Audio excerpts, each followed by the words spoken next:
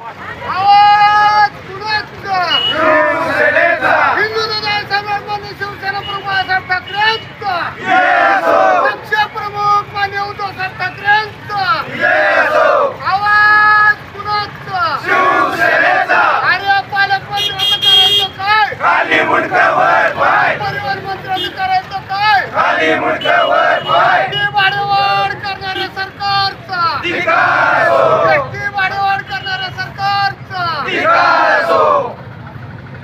जय भवानी, जय शिवाजी, जय भवानी, जय शिवाजी. आणि या परिवहन मंत्र्याचं करायचं काय? खाली मुंडकं वर पाय. एसटी भाडेवाढ करणाऱ्या सरकारचं करायचं काय? खाली मुंडकं वर पाय. जय भवानी, जय शिवाजी. एसटी भाडेवाढ रद्द झालीच पाहिजे. केलेली एसटी भाडेवाढ रद्द झालीच पाहिजे.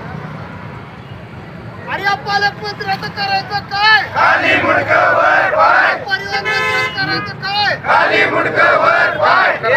एसटी भाडेवाढ करणाऱ्या सरकारचा धिक्कार असो. एसटीच्या भाडेवाढ करणाऱ्या सरकारचा धिक्कार असो. एसटी भाडेवाढ रद्द झालीच पाहिजे. एसटी भाडेवाढ रद्द झालीच पाहिजे. एसटी भाडेवाढ करणाऱ्या सरकारचा धिक्कार असो. जय भवानी, जय शिवाजी, जय भवानी, जय शिवाजी.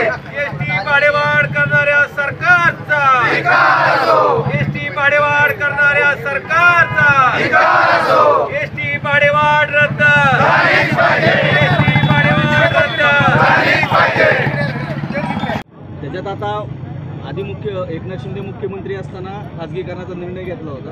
आता फडणवीसांनी निर्णय तो रद्द केला आणि आता पालकमंत्री थोडक्यात परिवहन मंत्री सुद्धा फडणवीस यांच्या निर्णयामध्ये होला हो मिसळून दिसत आहे. नाही, मग माझं काय मत आहे, सन्माननीय मुख्यमंत्र्यांनी जो पहिला निर्णय रद्द केला ह्यातून सिद्ध होतं की ह्यात भ्रष्टाचार होता म्हणून ते रद्द केला.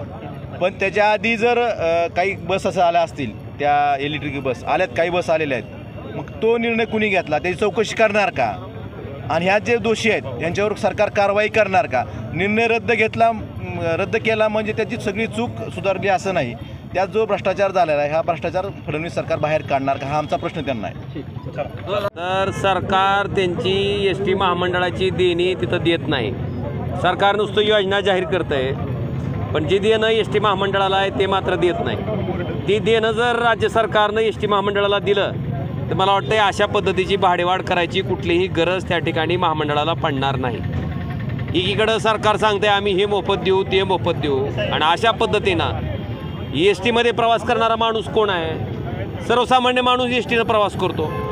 सर्वसामान्य माणसाला प्रवास करण्याचा अधिकार मला वाटतं केवळ एस टीमुळं आहे. आणि अशा सामान्य माणसाचा किस्सा कापायचं काम जर सरकारी भाडेवाढ करून करत असेल तर मला वाटतं त्याचा धिक्कार आहे.